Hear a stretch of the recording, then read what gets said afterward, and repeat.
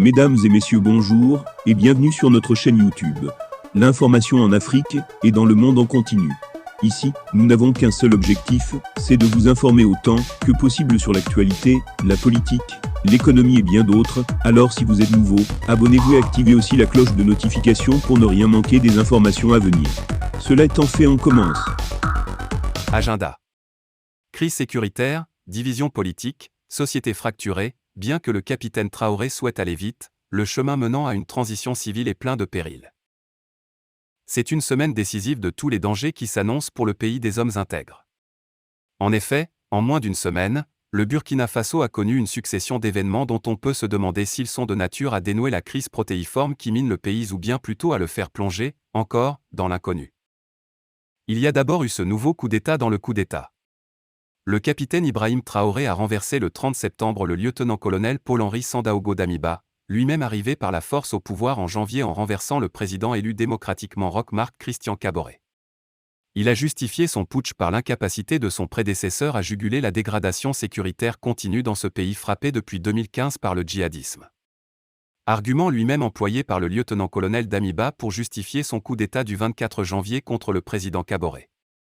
Et il y a urgence. Le Burkina Faso est, aujourd'hui, un État au bord de l'effondrement avec de multiples crises qui se superposent.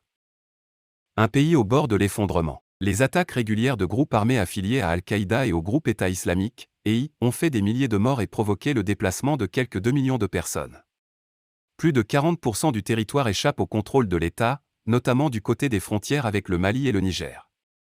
En plus de ce contexte sécuritaire et social tendu, le pays est également fracturé sur le plan politique, et au niveau de l'armée, la fracture générationnelle qui couve depuis 2014 et la chute de Blaise Compaoré a éclaté au grand jour à l'occasion du coup d'État du capitaine Traoré. Pour autant, le nouvel homme fort du Burkina Faso veut aller vite. Pour cela, il a convoqué ce week-end la tenue les 14 et 15 octobre des Assises nationales, avec pour objectif de désigner un président de transition, avant l'organisation d'élections en 2024. Officiellement désigné mercredi président, le jeune capitaine de 34 ans avait assuré peu après sa prise de pouvoir qu'il ne ferait qu'expédier les affaires courantes, jusqu'à la désignation d'un nouveau président de transition civile ou militaire par des Assises nationales.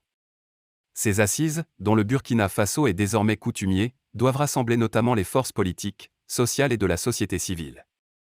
Il a ensuite assuré que Ouagadougou continuerait à respecter ses engagements pris sous l'ancien putschiste Damiba vis-à-vis de la communauté des États d'Afrique de l'Ouest, CEDEAO, en particulier sur l'organisation d'élections et un retour de civils au pouvoir au plus tard en juillet 2024.